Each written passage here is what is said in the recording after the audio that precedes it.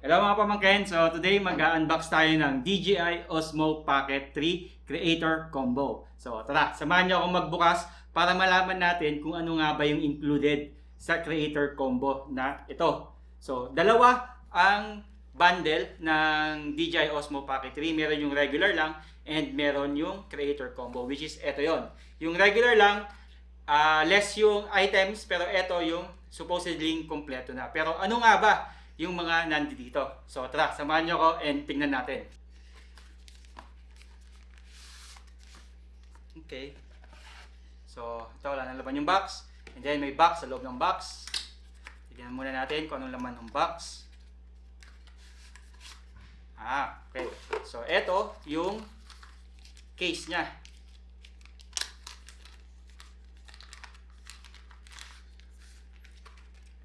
Or protective cover ang tawag. Ayan. So itong protective cover, meron siyang nilagyan ng mga lens. Magnetic yung mga yan. So tingnan natin kung meron nga bang kasamang lens sa loob. So lagay muna natin yan dyan. And then meron tayong mga manuals. Sino ba nagbabasa nito? Okay. Meron tayong pouch. Naka-pouch na siya. Okay. Natin yung plastics.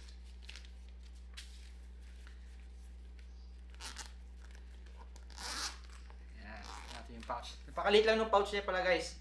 Before natin open. So ayan o. Yun lang siya. Tapos merong DJI na logo dito. And yung pouch may pagka rubberize. So siguro may pagka water resistance to. Hindi waterproof pero medyo resistant to sa water. And yung zipper niya kasi, meron din ko parang rubber dito sa zipper. Para pagka kinlose mo, ayan, hindi siya masyadong exposed para pagka naulanan, hindi siya basta-basta papasukin ng tubig. Pero syempre, papasukin pa rin yan. Kumbaga, water resistant lang, hindi siya waterproof. Okay, open na natin.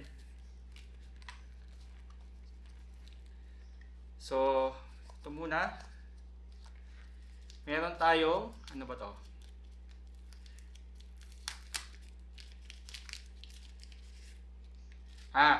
Ito yung battery pack. Kung hindi ako nagkakamali. So yan, meron tayong battery pack.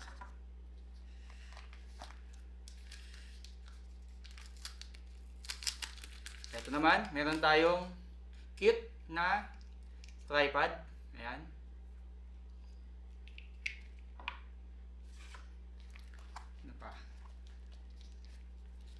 Okay. Ito naman, ang purpose lang nito, if I'm not mistaken, is para mai-mount lang natin sa, ano ba to? 3.5 quarter na thread. So, ito yung para sa stand or sa tripod niya. And then, meron siyang USB dito. So, parang ni-reroute lang yung USB dito sa likod para makapag-charge ka pa rin. So, lagyan natin dyan. So, ito ay yung tinatawag na dead cat and strap. So, speaking of dead cat, meron tayong napakagandang DJI Wireless Mic 2. Ayan, transparent na siya. Ayan o, ganda. Itong dead cat is para yan dito. Ayan. Hindi siya basta-basta natatanggal. May maliit na pouch dito, plastic dito. Okay. Ito naman, yung magnet. Yun, no? Ano ko, narinig niyo yun. Napakalakas ng magnet na ito. Para yan dito. Ayan. Ayan, para may mount ng ganyan yung inyong wireless mic. Ayan. Tapos, may logo na rin siya na DJI. Ayan. Okay. Ano pa ba? Uy, ito. I think, okay. Ito yung wide angle lens. So, 0.5x 15 mm. Ayan. Another silica gel. USB-C to USB-C cable. Ito, ganito siya kahaba. And then, finally, yung ating DJI Osmo Pocket 3. Ayan. Medyo may kabigatan siya. Hindi siya ganun kabigat, pero I mean, mafe-feel mo yung weight niya. Hindi siya yung parang cheap na weight. Kumbaga. Tsaka yung plastic niya, okay din yung pagkakagawa. Yung material. Tapos, etong part na to, parang may pagka-rubber. Ano, kaya hindi siya magiging madulas. Andi dito yung ating micro SD. Yan, nasa labas siya. Kaya hindi to waterproof, guys. Dito pa lang alam mo na hindi to waterproof. Ayan, ano pa ba? Kailangan nyo makita. USB-C, andi dito. Eto lahat ang laman ng ating DJI Osmo Pocket 3. So, tingnan lang muna natin yung mga accessories. So, gaya ng sabi ko, eto para to sa dito para makapag lagay ka ng tripod. Yan. So, parang stud na siya. Yun lang talaga yung purpose nito Wala talaga tong any electronics other than nire-route niya yung charging dito. Tapos, para matanggal mo siya, yun, pipindutin mo lang dito. And then, ito naman yung battery pack natin. So, hindi to baliktarin. Or hindi to po pwedeng palit-palit ng gano'n. So, isa lang yung location niya kasi dito siya sa gilid. Wala siya sa gitna.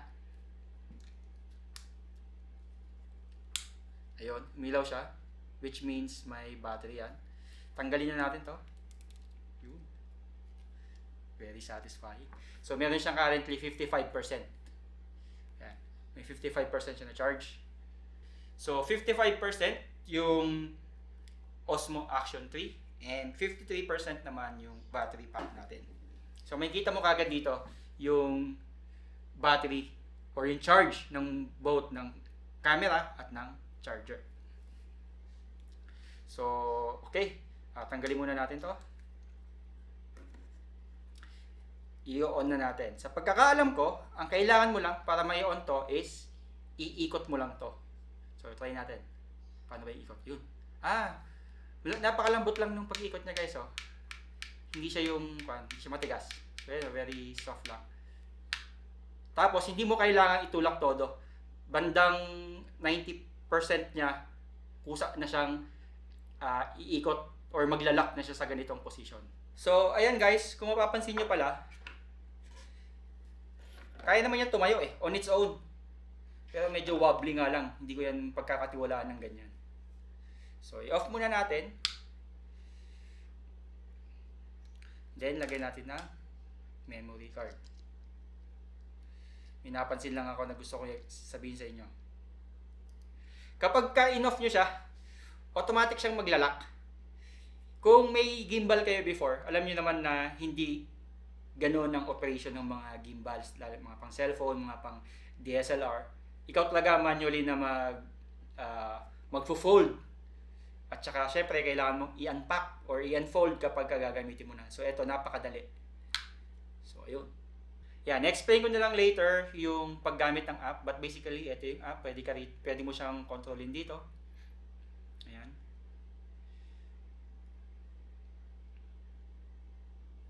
Linaw Okay, tapos photo. So mag-switch to photo. Picture tayo. So pakita lang natin kung ano yung mga available na mga features. So meron tayong hyperlapse, time-lapse, slow motion, low light, video, photo, pano, tsaka yon yung live stream natin. Mag-view natin, okay, yung ating mga files mismo dito sa camera, sa phone. So na-download ko na siya. So punta tayo sa home. Nagpapa-update siya. Later ko na siya update. Tapusin muna natin yung ating unboxing. So, ito ang ating DJI Osmo Pocket 3. So, ayan siya. Very quick unboxing lang muna tayo para makita nyo kung ano yung mga meron. So, by the way, ito pala yung wide angle lens natin. Meron siyang nilagyan dito. Yun. So, yun. Magnetic siya. Tapos, kung gusto nyo i-attach, itong wide angle lens. Yun. Magnetic lang din. Magnetic magic. So ayun mga pamangkin, quick unboxing lang muna tayo and quick demo lang ng ating DJI Osmo Pocket 3. And sa next video, i-upload ko naman yung ating low light sample kasi isa yun sa mga gusto ko dito sa camera na to dahil nga malaki-laki yung sensor niya, 1-inch sensor siya kumpara mo sa GoPro and sa cellphone. So supposedly, mas okay ang low light features nito. At the same time, para sa mga nakita ko, yung bokeh kasi niya, maganda na din. Parang lumalaban na rin sa ZV-1. So, i-check din natin yon. By the way, so eto nga pala, testing natin ang ating wireless mic. So, yung wireless mic, meron siyang power on dito. And then, di ko alam kung ano to, connect siguro. Tapos, USB. So, on muna natin. Tingnan natin kung mag-auto connect siya. Ayan, umiilaw na. Nag-connect ba siya? Ayun. Nag-connect siya, hindi ko lang nakita kasi nakaharap sa inyo. So, test, test, test. Ayun. Meron naman siya palang audio level. Ayan o. Test, 1, 2, 3. Nasa taas yung audio level niya. Test, 1, 2, 3, 4. So, connected ka agad siya. Pagka-on na pagka-on nyo, magko-connect ka agad siya. So, ulitin natin kung gaano kabilis. I-off ko muna. Ayan, naka-off na. Tignan natin kung gaano kabilis. Yun, nag-on. Ayun, connected siya kaagad. So, test, mic, 1, 2, 3. Test, 1, 2, 3. So, ganun niya kabilis. Yun yung maganda sa kanya. Less yung hassle. Quick demo lang muna tayo guys ha, para lang makita nyo yung quality ng ating DJI Osmo Pocket 3. So, tara sa labas.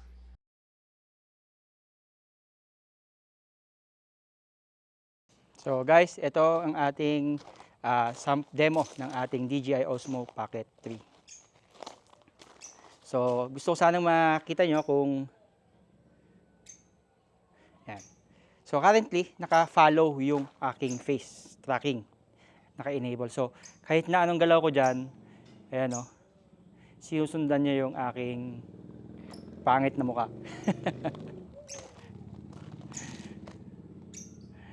So, ayan, hindi ko alam kung gaano ka-blurred yung background. Kapit natin yung mukha natin. Ayan. So, kumusta ba yung background natin? Blurred ba siya? Naka 4K 30 FPS pala tayo. So, ayan. And yan, lakad-lakad tayo. Tapos, gamit natin yung ating mic. Hindi nakikita. Ayan. Nagfo-focus kasi sa mukha ko yung camera kaya hindi ko maibaba. So ayan. Yan, arm's length yan. Hindi pa nakakabit yung wide angle lens natin. So try natin siyang ikabit. Ayan. So galing oh, kahit na anong galaw-galaw ko sa camera, ini-make sure niya na nakukuha ako sa camera. So ito yung wide angle lens natin. Ayan. Lumuwag ba? Ulit. Ayan. Lumuwag nga. So, ayun. Naka-wide angle lens na tayo. Kumusta ba yung quality? So, testingin naman natin yung kanyang follow mode. Currently, nakalagay siya sa tripod.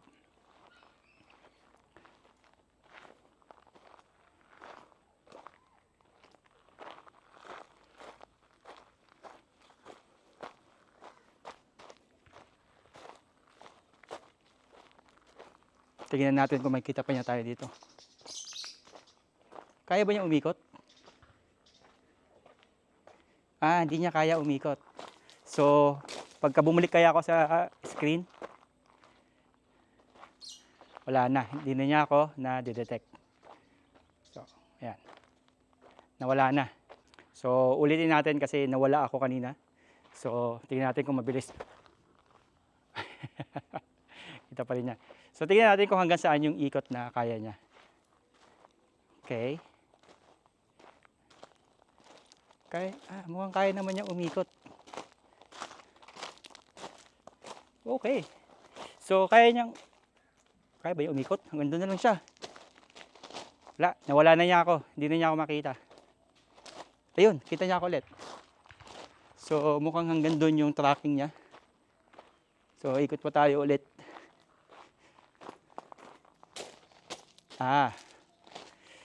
Nawala na ako. So, ayan. Hanggang dito lang. Hanggang doon lang talaga yung ikot niya. Sa side na to. Ayan, hanggang dyan lang.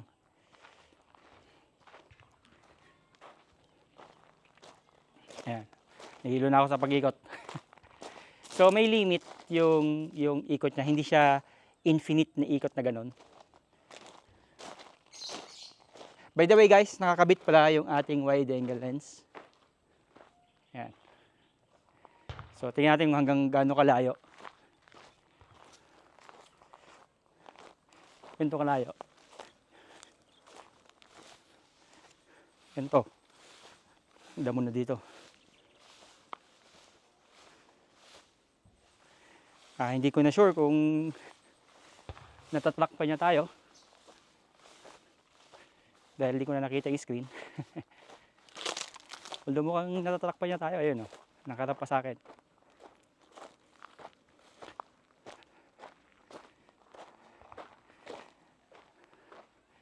So ayun. Testing naman natin yung audio without the mic.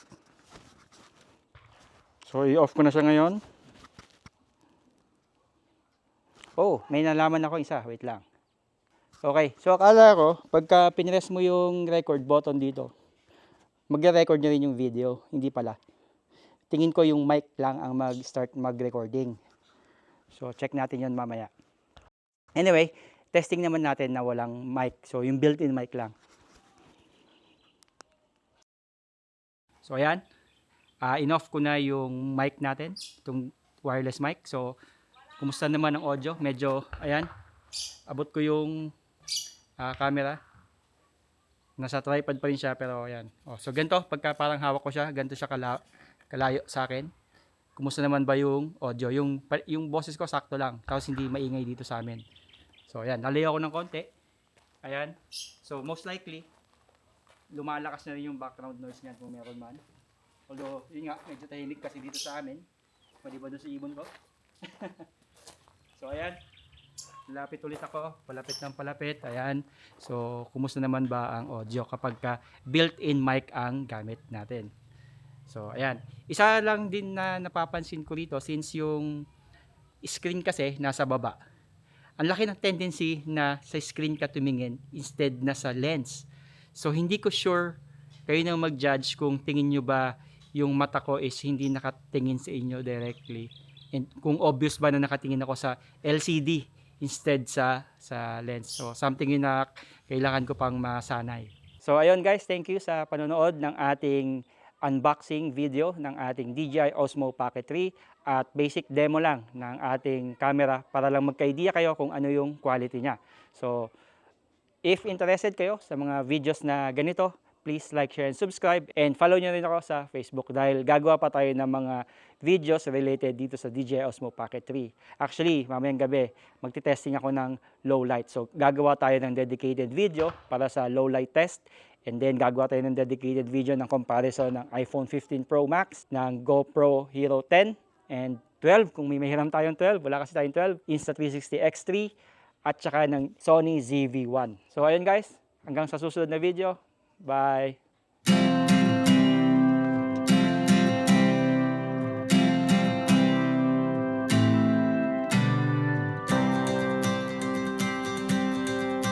You've been down this road for far too long.